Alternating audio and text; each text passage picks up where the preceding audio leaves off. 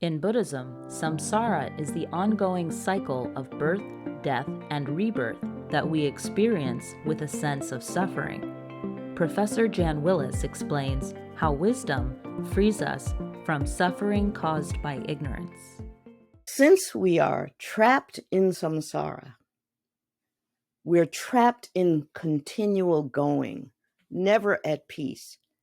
Sara means going. Sam is the intensive particle, which means always, always, like jabbing a nerve, always, always, continually going, never at peace. That's the nature of samsara. It is continual going. We all know that we'd like not to be in a state like that. We'd like at some point to come to rest, to come to peace. We also know that that's not simply accomplished. How does one come to peace? Well, according to Buddhism, since we are trapped in samsara, we're trapped in our suffering because we're ignorant of the actual way in which we ourselves, other beings, and all things actually exist. Because we're ignorant of that, we need wisdom to show us the door, the path to freedom. Our wisdom frees us from our delusions. What are some of those delusions? We take what is actually impermanent to be permanent. We take what is actually suffering to be happiness. We take what is actually selfless to have self.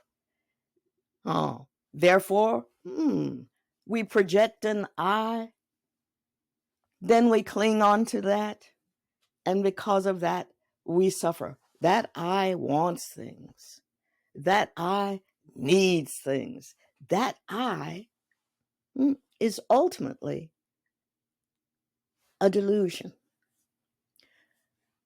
The great Buddhist philosopher Nagarjuna said that between samsara and nirvana, ultimate freedom, we can say, there is not the slightest thread of difference. There is nothing about this universe, this earth, that is samsaric. It is our view of it. When viewed with attachment, these things are samsaric. When viewed with a mind that's freed, that is, when viewed with wisdom, these things are nirvana. It is, in other words, it's not the thing. It's only our view of those things that needs to change.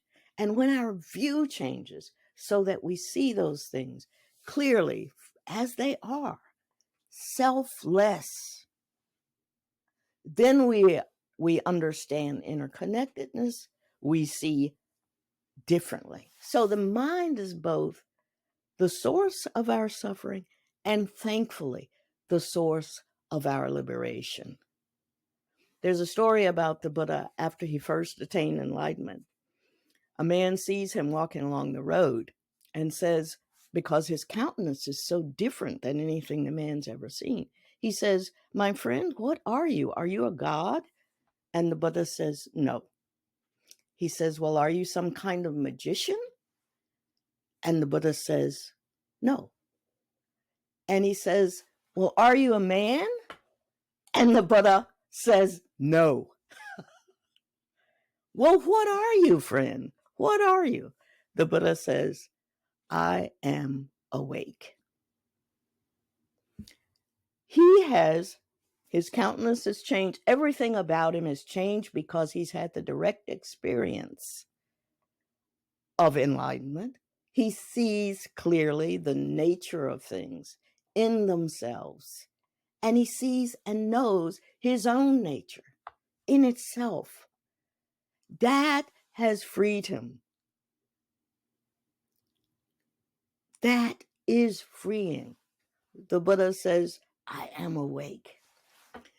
Another Mahayana Buddhist scripture says this: until you reach the path, you wander in this world with the precious form of the enlightened one, completely covered and wrapped up as in a bundle of rags by things that are dirty and degrading. You have it here. Here it is. You have this precious Buddha inside of yourself. It's wrapped in rags. Here it is. Unwrap it quickly.